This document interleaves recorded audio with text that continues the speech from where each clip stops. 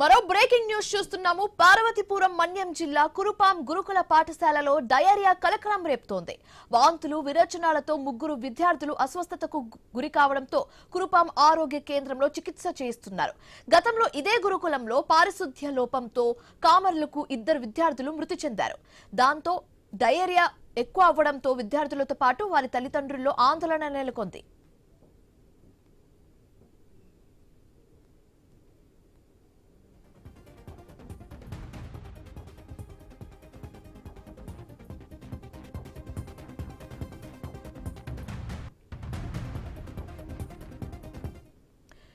పార్వతీపురం మన్యం జిల్లా కురుపాం గురుకుల పాఠశాలలో డయేరియా కలకలం రేపుతోంది. ఇదే అంశానికి సంబంధించి మరింత తాజా సమాచారం మా కరెస్పాండెంట్ రాజు ఫోన్ ద్వారా అందిస్తారు. రాజు, ఇప్పుడు పిల్లల పరిస్థితి ఏ విధంగా ఉంది? డాక్టర్స్ ఏమంటున్నారు? పిల్లల తల్లిదండ్రులు ఏమంటున్నారు?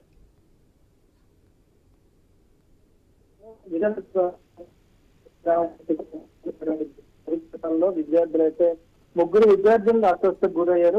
వాంతులు విరోచనాలతో ఒక్కసారిగా అస్వస్థకు గురవడంతో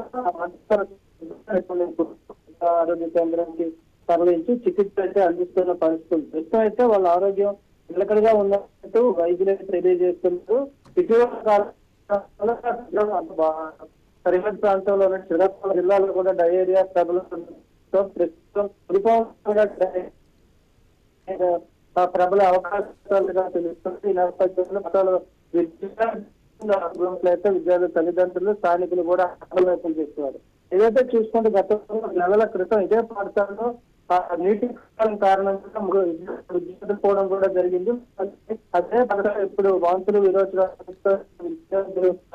పట్ల అయితే ఇక్కడ గురుకుల పాఠశాల నిర్వహణపై పలు అనుమానాలు వ్యక్తం, సిబ్బంది మీద కూడా అనేక ఆరోపణలు కూడా వినిపిస్తున్న పరిస్థితి అయితే అధికారులు దృష్టి పెట్టాలని, విద్యార్థులు మెరుగుపడేలా మెరుగైన తీసుకోవాలని. Thanks for the updates Ramu.